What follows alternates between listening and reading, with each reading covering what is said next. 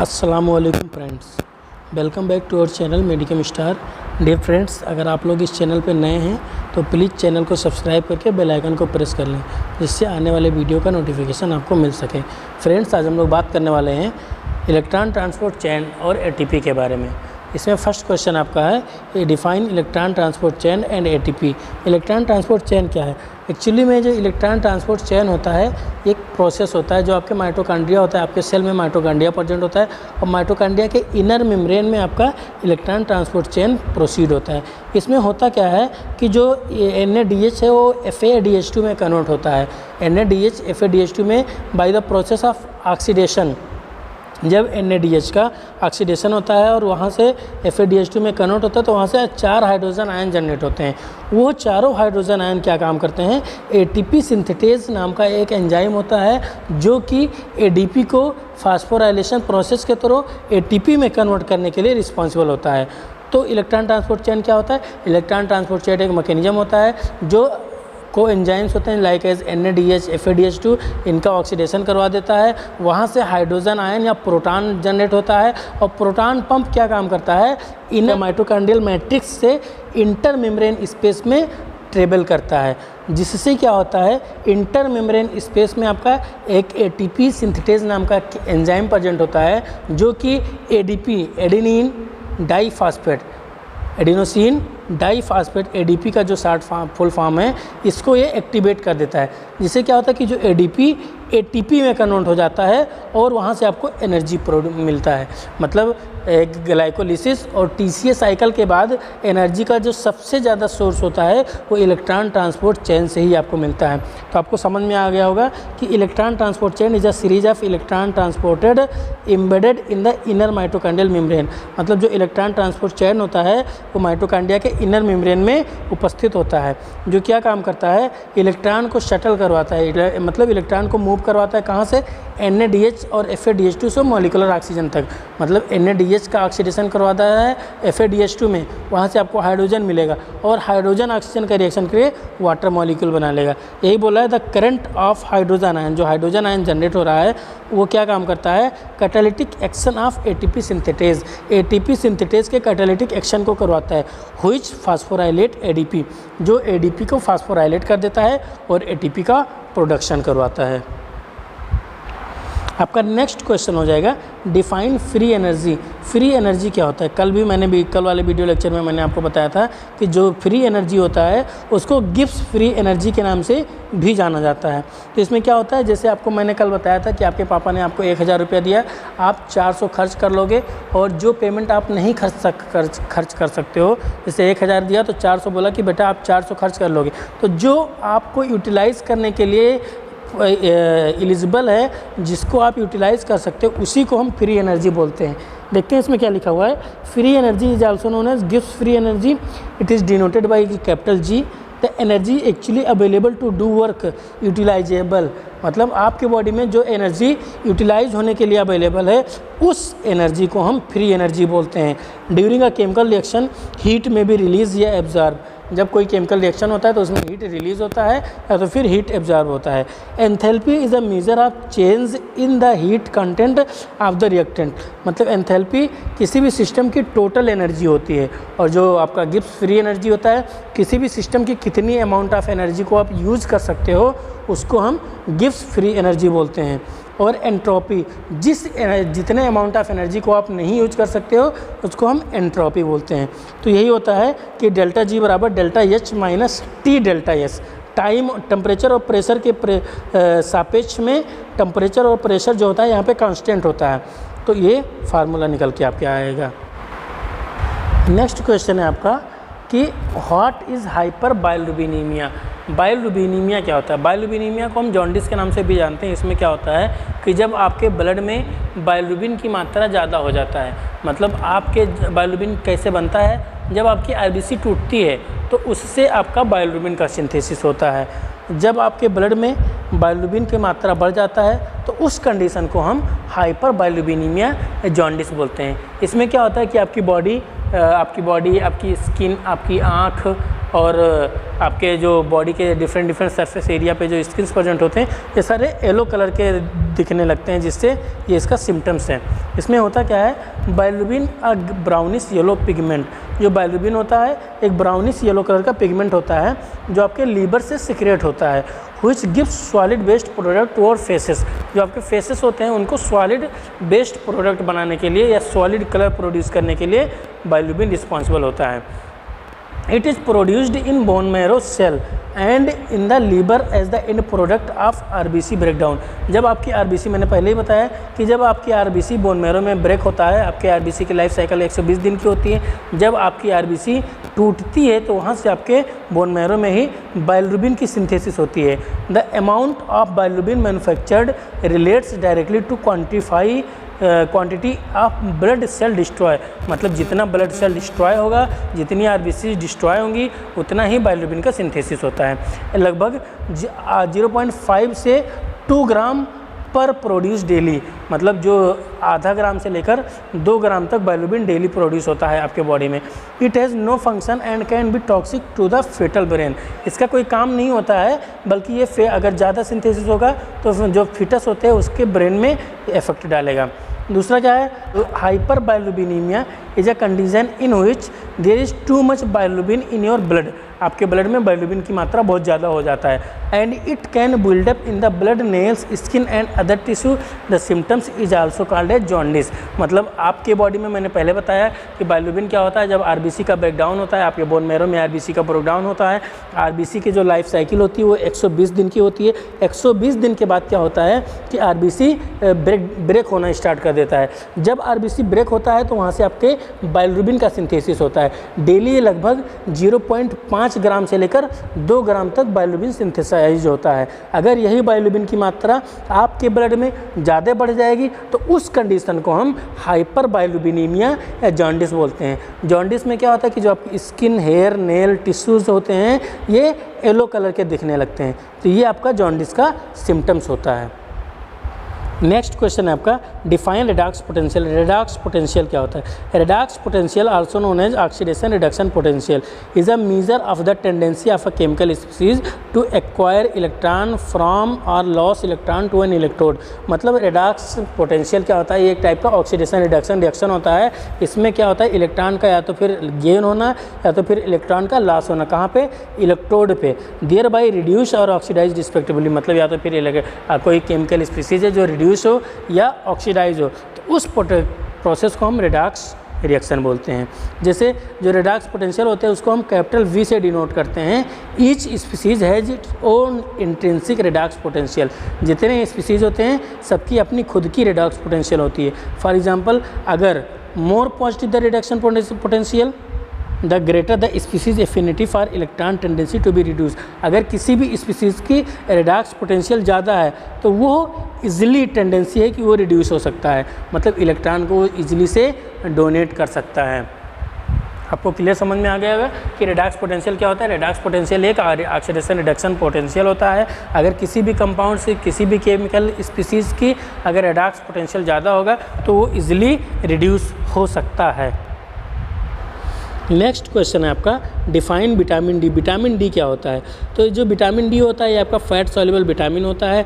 ये आपके बॉडी में प्रेजेंट होता है, जो क्या काम करता है, इंटेस्टाइनल एब्जॉर्प्शन को इंक्रीज़ कर देता है। इंटेस्टाइनल में किसके किसके एब्जॉर्प्शन को इंक्रीज़ करता है? कैल्शियम, मैग्नीशियम, फॉस्फेट और भी बहुत सारे इसके बायोलॉजिकल इफेक्ट होते हैं। मतलब जो विटामिन डी होता है इसका बायोलॉजिकल नेम या केमिकल नेम क्या होता है? कैल्सीफेरॉल होता है। ये आपके कैल्शियम, मैग्नीशियम और फॉस्फेट आयन के एब्जॉर्प्शन को आपके इंटेस्टाइन से बढ़ा देता है। इन ह्यूमन, आपके जो ह्यूमन बॉडी होते हैं उसमें विटामिन डी का जो 2 डेरिवेटिव है, D3 और D2, ये बहुत ही एक्टिव पाया जाता है। ये जनरली आपके बॉडी में यही पाया जाता है। D3 जिसे कोलिकैल्सिफेरॉल बोलते हैं और जो D2 होता है उसको एर्गोकैल्सिफेरॉल बोलते हैं। नेक्स्ट पॉइंट है, the major natural source of the vitamin is synthesized of cholecalciferol in the lower layer of epidermis of the skin. आपके जो स्किन का एपिडर्मिस का लोअर पार्ट होता है वहाँ पे विटामिन D3 का या कोलिकैल्सिफेरॉल का सिंथेसिस होता है। कब? जब यूवी रेज आती है और आपके स्किन के ऊपर इफेक्ट पड़ता है यूवी रेज का, तो वहाँ से आपके विटामिन डी का सिंथेसिस होता है। नेक्स्ट पॉइंट है cholecalciferol and ergocalciferol can be ingested from the diet and supplement. Cholecalciferol और एर्गोकैल्सिफेरॉल को हम डाइट से ले सकते हैं। बहुत ही कम फूड हैं, बहुत ही कम डाइट हैं जहाँ से हमको ये मिलता है। जैसे आपका है flesh of fatty fish naturally contain significance amount of vitamin D. मतलब जैसे कुछ फूड हैं जैसे फ्लेश ऑफ फैटी फिश है, मशरूम है, इन सब से आपके विटामिन डी का सोर्स होता है। Vitamin D from the diet or from skin synthesis is biologically inactive. मतलब जो विटामिन डी होता है अगर आप डाइट से खाते हो या आपके स्किन में एपिडर्मिस में यूवी रेज के थ्रू सिंथेसाइज होता है तो वो इनएक्टिव के फॉर्म में होता है। जब ये किडनी और आपके लीवर से एक एंजाइम सिंथेसाइज होता है, हाइड्रोक्सिलेशन होता है, एक एंजाइम होता है जो क्या काम करता है, इस इनएक्टिव विटामिन का हाइड्रोक्सिलेशन करवा देता है, जिससे क्या होता है एक्टिव विटामिन आपको ऑब्टेन्ड होता है। कहाँ पे ये प्रोसेस होता है? लीवर और किडनी में। नेक्स्ट क्वेश्चन है what are the full form of NADH, ATP, TPP and UDP, UTP, NADPH। तो हम एक एक का करके देखेंगे। NADH का फुल फॉर्म क्या होता है? Nicotinamide adenine dinucleotide hydrogen. ATP का फुल फॉर्म क्या होता है? Adenosine triphosphate. इसमें आपका ADP भी होता है तो उसका होता है एडिनोसिन डाईफॉस्फेट। TPP का फुल फॉर्म क्या होता है? Thiamine pyrophosphate. आपका UDP का फुल फॉर्म क्या होता है? Uridine diphosphate. आपका UTP का फुल फॉर्म क्या होता है? Uridine triphosphate. आपका NADPH का फुल फॉर्म क्या होता है? Nicotinamide adenine dinucleotide phosphate. Next question है गाउट क्या होता है? Define gout. गाउट एक ऐसा इन्फ्लामेटरी डिजीज़ होता है जो क्या काम करता है, जब आपके बॉडी में प्यूरिन का ज़्यादा मेटाबॉलिज्म होने लगता है। प्यूरिन क्या होता है? जैसे आप कोई प्रोटीनी फूड्स खाते हो तो प्रोटीन फूड्स क्या होते हैं, डायरेक्टली वो प्यूरिन में कन्वर्ट होते हैं, और प्यूरिन आपका बॉडी में जब ज़्यादा मेटाबोलाइज होने लगता है तो यूरिक एसिड का लेवल बढ़ने लगता है। मतलब क्या होता है, अल्टीमेटली हम ये कहना चाह रहे हैं कि जब आप कोई प्रोटीनी फूड खाते हो तो जो प्रोटीन्स होता है वो अमाइनो एसिड में कन्वर्ट होता है, अमाइनो एसिड यूरिया में कन्वर्ट होता है और यूरिया आपके बॉडी से बाहर निकल जाता है। लेकिन क्या होता है कि ऐसा कंडीशन जब यूरिया आपके बॉडी से बाहर ना निकल पाए, मतलब आपकी किडनी में कोई डिफेक्ट हो जाए या आपकी किडनी प्रॉपर तरीके से फंक्शन ना कर पाए, फिल्ट्रेट ना कर पाए या फिल्टर ना कर पाए, तो क्या होता है कि यूरिक एसिड का लेवल आपके बॉडी में बढ़ता रहता है। और ये यूरिक एसिड आपके ब्लड के बॉडी के जो बड़े बड़े जॉइंट्स होते हैं, जैसे आपका साइनोबियल जॉइंट्स है, यहाँ जाके क्रिस्टल लाइक स्ट्रक्चर बना के स्टोर हो जाता है और जो साइनोबियल फ्लूइड्स होता है उसको एब्जॉर्ब कर लेता है। जब साइनोबियल फ्लूइड्स एब्जॉर्ब हो जाता है, जैसे एग्जांपल के तौर पे आप बाइक चला रहे हो, अगर बाइक में ग्रीस नहीं लगाओगे तो क्या होगा, चेन आपके उससे चेन स्पॉकेट से लड़ेगा, रगड़ेगा, उसमें तो घिसेगा तो फट जाएगा, टूट जाएगा। ऐसे ही जो आपके बोन्स होते हैं जब आपस में रगड़ते हैं, आप चलते हो या उसको मूव करते हो तो क्या होता है, वो रगड़ते हैं आपस में, उनके रगड़ने की वजह से स्वेलिंग, रेडनेस, पेन, इन्फ्लामेशन आता है। तो ये कंडीशन गाउट कहलाता है। गाउट एक ऐसा डिजीज़ होता है जिसमें यूरिक एसिड का लेवल आपके बॉडी में या आपके ब्लड में बढ़ जाता है। तो ये uric acid crystal like structure बना के आपके जॉइंट्स में एक्यूमुलेट हो जाते हैं और आपके जॉइंट्स में पेन होने लगता है। पेन के साथ स्वेलिंग, रेडनेस, फीवर आता है। तो इस कंडीशन को हम गाउट डिजीज़ बोलते हैं। इसमें क्या लिखा हुआ है? Gout is a form of inflammatory arthritis characterized by recurrent attack of red, tender, hot and swollen joints. मतलब गाउट एक इन्फ्लामेटरी अर्थराइटिस डिजीज़ है। क्या होता है इसमें कि जो आपका जॉइंट्स होते हैं उसमें स्वेलिंग आ जाता है, हीट होता है और रेडनेस आ जाती है। क्यों काज होता है? Caused by the deposition of needle like crystal of uric acid. मतलब यूरिक एसिड के निडल लाइक क्रिस्टल के डिपोजिशन से आपका गाउट डिजीज़ कॉज होता है। नेक्स्ट है कि gout is painful arthritis formed on joints. It is usually caused by the presence of high level uric acid in the blood. आपको मैंने पहले बताया कि आपके ब्लड में यूरिक एसिड का लेवल बढ़ने से गाउट डिजीज़ होता है। Which crystallises and settled in the body, जो क्रिस्टल के फॉर्म में कन्वर्ट हो जाता है और आपके बॉडी में मूव करता है। The uric acid in the body is form due to the breakdown of waste product in the blood stream. आपके बेस्ट प्रोडक्ट जो यूरिया आपका बेस्ट प्रोडक्ट है उसके ब्रेकडाउन से यूरिक एसिड का फॉर्मेशन होता है। मतलब जो यूरिया है हाइड्रोजन से रिएक्शन करेगा तो यूरिक एसिड बना लेगा। कौन से बेस्ड प्रोडक्ट? मेनली जो प्यूरिन बेस्ड प्रोडक्ट होते हैं जिसमें नाइट्रोजिनस बेसिस प्रेजेंट होता है, उन प्रोडक्ट जैसे जिसमें नाइट्रोजन प्रेजेंट रहेगा उसके ब्रेकडाउन से आपका प्यूरिन का प्यूरिन क्या होता है? प्यूरिन में नाइट्रोजन प्रेजेंट होता है। अमाइनो एसिड क्या होता है? नाइट्रोजन प्रेजेंट होता है। प्रोटीन क्या होता है? नाइट्रोजन प्रेजेंट रहता है। तो अल्टीमेटली हम ये कह सकते हैं कि प्रोटीन के मेटाबॉलिज्म से अमाइनो एसिड बनेगा, और जो अमाइनो एसिड होता है वो प्यूरिन के सिंथेसिस में यूज़फुल होता है। ठीक है, तो जो प्यूरिन होता है, प्यूरिन आर एल्कलाइज, मतलब nitrogenous bases like amino acid. Purine are the organic compound which is produce naturally by the body. जो प्यूरिन है एक टाइप का ऑर्गेनिक कंपाउंड है जो आपके बॉडी में प्रोड्यूस होता है। Also they can ingested from high alkaline food such as meat or by being overweighted. जब कोई ओवरवेट हो जाता है या मीट ज़्यादा खाता है तो उसके बॉडी में प्यूरिन की मात्रा ज़्यादा बढ़ जाती है। प्यूरिन की मात्रा बढ़ने से आपके ये सारे सिम्टम्स काज होते हैं। When the body is affected by this uric acid crystal it cause an inflammation and kind of redness swelling in the joint tissue of big. तो जो बड़े बोन्स होते हैं वहाँ पे स्वेलिंग, रेडनेस, पेन, इन्फ्लामेशन होगा। which is result of gout. The condition is commonly found in men under the age of 30, rarely seen in women. जो gout disease होता है वो women में बहुत ज़्यादा देखा जाता है, लेकिन मेंस में जो 30 प्लस एज वाले होते हैं उनमें भी gout disease बहुत ज़्यादा पाया जाता है। नेक्स्ट क्वेश्चन है आपका, draw the structure of ATP. ATP के स्ट्रक्चर को ड्रा करें। तो इसमें आपका हो जाएगा एडिनोसिन। एटीपी का फुल फॉर्म क्या होता है? एडिनोसिन ट्राईफॉस्फेट होता है ना, मतलब एडिनोसिन प्रेजेंट होगा, 3 फॉस्फेट प्रेजेंट होगा और कोई शुगर प्रेजेंट होगा। तो ये देख लेते हैं, ये आपका एडिनोसिन हो जाएगा जो कि एक नाइट्रोजिनस बेसिस होता है। दूसरा आपका पेंटोज शुगर है, ये एक टाइप का शुगर है। राइबोज पेंटोज शुगर होता है जो नाइट्रोजन के हाइड्रोजन बॉन्डिंग से अटैच्ड होता है।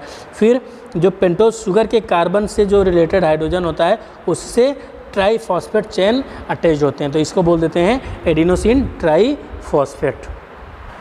आपका नेक्स्ट क्वेश्चन हो जाएगा, कोलेस्ट्रॉल क्या होता है? Cholesterol is a structural component of cell membrane. जो कोलेस्ट्रॉल होता है सेल मेम्ब्रेन में प्रेजेंट होता है and serve as building block for synthesizing various steroids hormones. मतलब जो कोलेस्ट्रॉल होता है ये बिल्डिंग ब्लॉक के तरीके से यूज़ किया जाता है और various hormones like vitamin D, bile acid, इन सब के सिंथेसिस में कोलेस्ट्रॉल का बहुत बड़ा योगदान होता है। Beside their structural role providing stability and fluidity, मतलब ये आपकी बॉडी को स्टेबिलिटी और फ्लूइडिटी प्रोवाइड करता है। Cholesterol also play a crucial role in regulation of cell function. आपके सेल के फंक्शन को रेगुलेट करने के लिए कोलेस्ट्रॉल एक क्रूशियल रोल प्ले करता है। जो कोलेस्ट्रॉल होता है ये 27 कार्बन को, जो कोलेस्ट्रॉल का स्ट्रक्चर अगर आप देखोगे तो इसमें 27 कार्बन प्रेजेंट होते हैं। Cholesterol fulfil several biological function and is necessary for successful cellular homeostasis. मतलब सेल के होम्योस्टेसिस को मेंटेन रखने के लिए कोलेस्ट्रॉल का रोल होता है।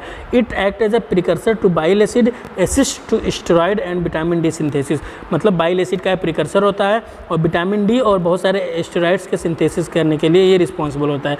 And play a central role in maintaining cellular membrane, और सेल के मेम्ब्रेन को मेंटेन करने के लिए एक बहुत बड़ा योगदान करता है। नेक्स्ट है आपका, all classes of steroid hormones like as glucocorticoids, mineralocorticoids और बहुत सारे सेक्स हार्मोन्स होते हैं और कोलेस्ट्रॉल से ही डिराइव हुए होते हैं। Synthesis occurs in placenta and ovary, मतलब जो एस्ट्रोजन और प्रोजेस्टिन्स होते हैं उनका सिंथेसिस कहाँ पे होता है? ओवरी और प्लेसेंटा में होता है। टेस्टिस में टेस्टोस्टेरोन का सिंथेसिस होता है। एडिनल कॉर्टिक्स में कॉर्टिसोल, एल्डोस्टेरोन एंड एंड्रोजन का सिंथेसिस होता है। The initial rate limiting reaction convert cholesterol to pregnenolone, मतलब स्टार्टिंग में क्या होता है कि जो इन सब का सिंथेसिस कैसे होगा? सबसे पहले कोलेस्ट्रॉल प्रेग्नोलोन में कन्वर्ट होता है, फिर वहाँ से उसका ऑक्सीडाइजेशन होता है, आइसोमेराइजेशन होता है, फिर प्रोजेस्टेरॉन बनता है। मतलब प्रोजेस्टेरॉन का फॉर्मेशन कैसे होता है कि जब कोलेस्ट्रॉल का आइसोमेराइजेशन होता है और ऑक्सीडेशन होता है तो प्रोजेस्टेरॉन का फॉर्मेशन होता है।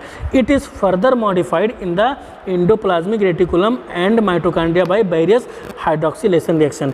मतलब जो प्रोजेस्टेरॉन का सिंथेसिस हुआ है ये दोबारा से मॉडिफाई होता है by the process of hydroxylation. तो क्या फॉर्मेशन करता है? Steroidal hormone like as cortisol, androgen, aldosterone. और जो एल्डोस्टेरोन होता है ये प्राइमरी रीनल ट्यूब्यूल में एक्ट करता है। क्या काम करता है? एक्ट करने के बाद में पोटेशियम के एक्सक्रीशन को बढ़ा देता है और सोडियम और वाटर के अपटेक को बढ़ा देता है, मतलब पोटेशियम के एक्सक्रीशन को बढ़ाता है और सोडियम वाटर को रीअब्जॉर्ब करता है। It's ultimate effect is an increase in blood pressure, मतलब जो आपका एल्डोस्टेरॉन होता है वो ब्लड प्रेशर को बढ़ाने के लिए इम्पॉर्टेंट रोल प्ले करता है। तो फ्रेंड्स, आपको ये वीडियो ज़रूर पसंद आया होगा। अगर इससे आपको कुछ नॉलेज मिलता है, कंटेंट आपको अच्छा लगता है, तो आप प्लीज़ चैनल को सब्सक्राइब करके बेल आइकन को ज़रूर प्रेस करें, जिससे आने वाले वीडियो का नोटिफिकेशन आपको मिल सके। और इस वीडियो को अपने दोस्तों के साथ ज़रूर शेयर करें, शेयर करना ना भूलें। और साथियों, मैं इस PDF का लिंक आपके डिस्क्रिप्शन में प्रोवाइड कर दूंगा, जिससे आप क्या कर सकते हो, इस PDF को डाउनलोड कर सकते हो। Thank you for watching the video.